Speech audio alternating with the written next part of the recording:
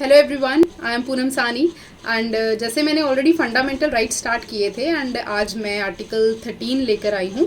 Article 12 मैंने already complete करवा दिया था। आप अगर आपको स्टिल उसमें कोई भी किसी भी तरह का डाउट है तो आप मुझे कमेंट सेक्शन में पूछ सकते हैं। Okay, so Article 13 Clause 1 states that any pre-constitutional law which violates or abridges any fundamental right will be considered unconstitutional to the extent it violates or abridges the fundamental right. अब इसका मतलब क्या है? अपना कॉन्स्टिट्यूशन कहता है कुछ ऐसे लॉज हैं जो कॉन्स्टिट्यूशन की अनैक्टमेंट से पहले बने, दैट इज़ 26 जनवरी 1950 से जितने भी लॉज पहले बने हैं उनको हम प्री कॉन्स्टिट्यूशनल लॉज बोलते हैं, एंड जितने भी लॉज 26 जनवरी 1950 के बाद बने हैं उनको हम पोस्ट कॉन्स्टिट्यूशनल लॉज बोलते हैं। ठीक है, and if any such pre constitutional law और पोस्ट कॉन्स्टिट्यूशनल लॉ abridges और violate any fundamental right, then उस लॉ का वो हिस्सा जो फंडामेंटल राइट को वायलेट करता है उसको उस पर्टिकुलर हिस्से को डिस्कार्ड कर दिया जाता है, because that cannot be in contravention to the fundamental rights of our constitution. ठीक है, अब इश्यू सामने आया, जो प्री कॉन्स्टिट्यूशनल लॉज हैं जो फंडामेंटल राइट्स को वायलेट करते हैं, क्या उन सबको हम डेड घोषित कर दें या फिर कुछ दूसरा ऑल्टरनेटिव फाइंड आउट करना चाहिए?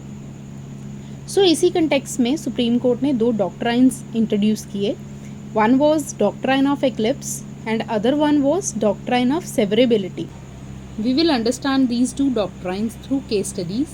So first one was in 1955 Bikaji Narayan case. इस केस में क्या था, सुप्रीम कोर्ट ने डॉक्ट्राइन ऑफ एक्लिप्स को इंट्रोड्यूस किया and supreme court said if in the case a law is violating the fundamental right then that law altogether will not be declared dead or unconstitutional. इसका मतलब है कि supreme court ने कहा कि अगर कोई लॉ फंडामेंटल राइट को वायलेट कर रहा है तो उस पूरे लॉ को हम अनकॉन्स्टिट्यूशनल और डेड डिक्लेयर नहीं कर सकते। Rather such law goes under the shadow of fundamental rights, वो फंडामेंटल राइट्स की शेडो में चला जाएगा प्री कॉन्स्टिट्यूशनल लॉ। जब तक कोई लॉ फंडामेंटल राइट को कंट्रावीन करता है तब तक ही वो इनऑपरेटिव होगा। जैसे ही वो particular fundamental right suppose remove हो गया तो वो प्री कॉन्स्टिट्यूशनल लॉ जो है या प्रोविज़न है वो वापस ऑपरेशन में आ जाएगा। सो this is doctrine of eclipse. ये आप डायग्राम के थ्रू थोड़ा समझ सकते हैं, आइडिया ले सकते हैं बेसिक सा, कि सन की जो रोशनी है वो टोटली अर्थ पर है, मून जो है वो moon that is pre constitutional laws वो अर्थ की शेडो में है, डॉर्मेंट स्टेज में है ये जो प्री कॉन्स्टिट्यूशनल लॉज हैं। So this was doctrine of eclipse. Okay, अब डॉक्ट्राइन ऑफ सेवरेबिलिटी का क्या मतलब है? It means separation by applying filter of fundamental rights, means those provisions which pass the test of fundamental right they will remain effective and those which are in contravention with fundamental rights would be discarded. इसका मतलब है जो part law का fundamental rights को violate कर रहा होगा that part will be discarded and rest of the law will be kept as it is. ठीक है, जो बाकी का पार्ट बचेगा उसको एज इट इज़ रख लिया जाएगा और जो फंडामेंटल राइट को वायलेट कर रहा है उसको डिस्कार्ड कर दिया जाएगा। ठीक है, इसमें हम एक फेमस एग्जांपल कोट कर सकते हैं, जैसे 42nd अमेंडमेंट एक्ट आया था 1976 में, जिसको हम मिनी कॉन्स्टिट्यूशन भी बोलते हैं। ठीक है, इसमें बहुत सारे चेंजेस हुए। ठीक है, जैसे relation between fundamental rights and DPSPs, जिसमें DPSPs को ज़्यादा इंपॉर्टेंस दे दी थी, फंडामेंटल राइट्स थे।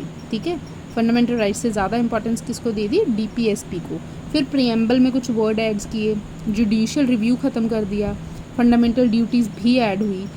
एंड जब ये जो 42nd अमेंडमेंट थी, ठीक है, जब ये कोर्ट में चैलेंज की गई तो कोर्ट ने कहा अगर DPSP को ज़्यादा इंपॉर्टेंस देंगे फंडामेंटल राइट से, इट मीन्स संविधान का बैलेंस हिल गया।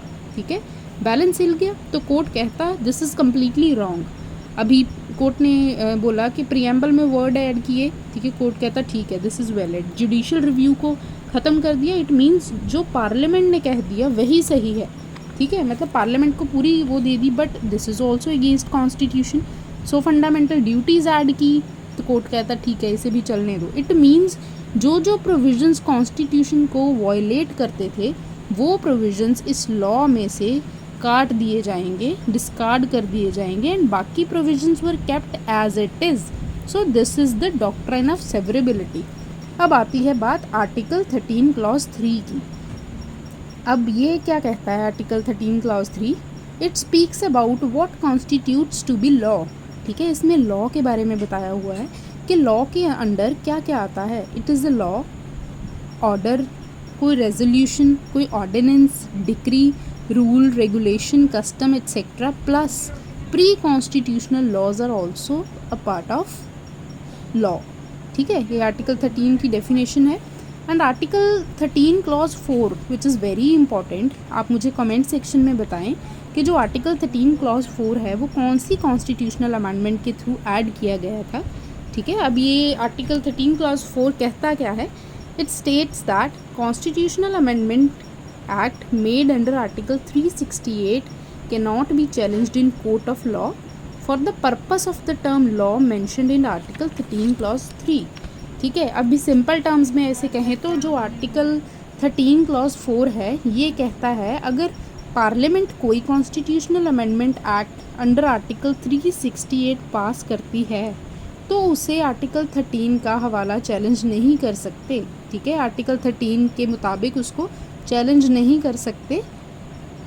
उसे चैलेंज करना है अगर, ठीक है, अगर उसे चैलेंज करना है तो आपको रिट पिटीशन से चैलेंज करो, ईदर थ्रू आर्टिकल 226 और article 32. I hope I am clear. So this was all about article 13.